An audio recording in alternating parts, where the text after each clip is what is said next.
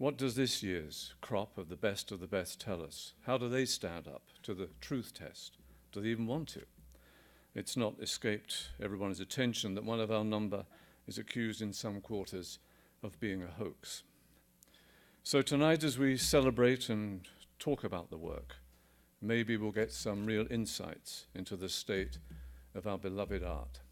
You know, I watched recently through Twitter the proliferation of the film, and the one thing I've noticed is Twitter combined with Netflix has meant that although we had a theatrical across the country over the summer, played in over 300 theaters, the film is really gaining ground recently because there are a lot of people in this huge country that don't necessarily live near cinemas that will put out these kind of films, and yet they want to see this information. And I think already social media is having a huge impact on our industry and our business, and you know, I think that's a good thing. And at the same time, we need to get out there and document, and that, you know, I think that these people do want to see real life because they understand that real life has a bigger hold over them than anything that Hollywood can make up.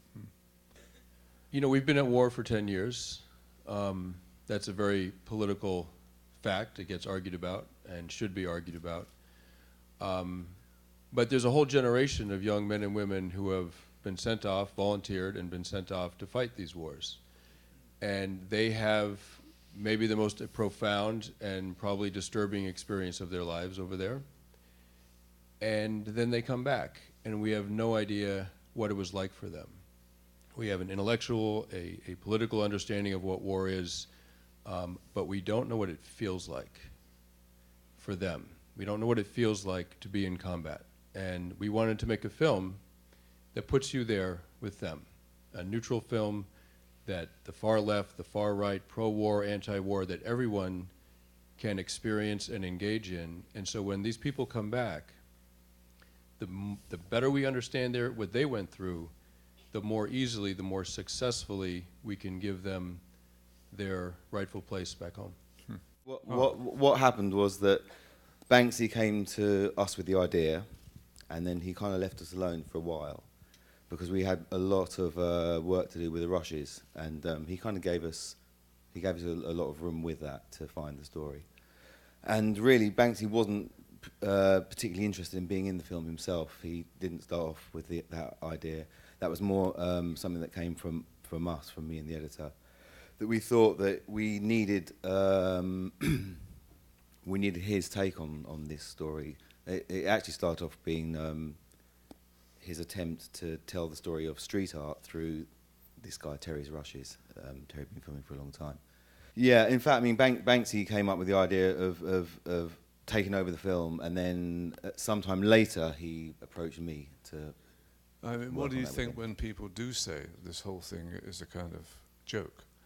Well, it completely baffles me because it isn't. It isn't a joke. It's. I mean, in the kind of almost a boring way, it's the complete opposite.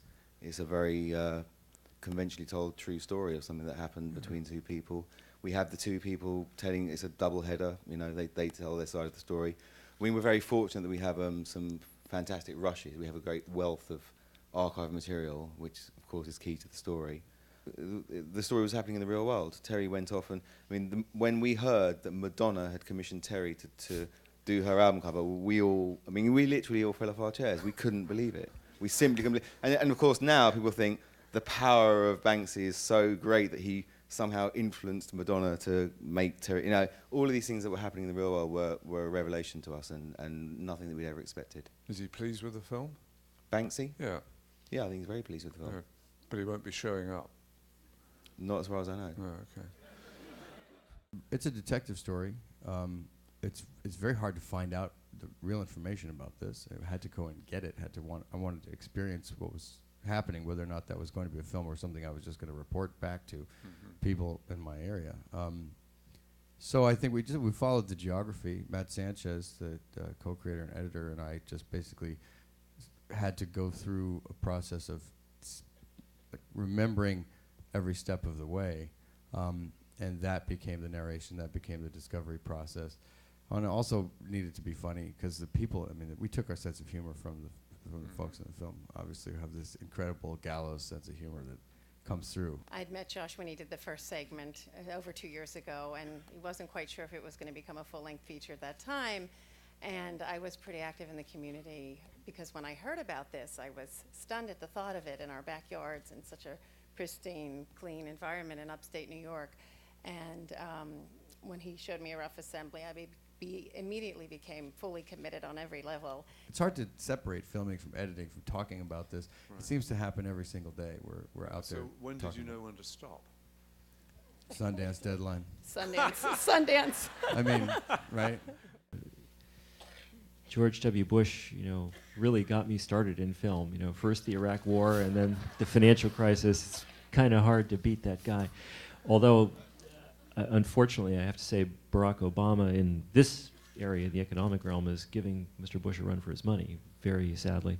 The film is, unfortunately, about the ways in which an increasingly criminal and remarkably powerful industry has hijacked not only the machinery of finance, but the United States government and its ability to make policy, and also, as we were discussing earlier, the academic institutions and people who should be able to criticize these things and speak openly about them.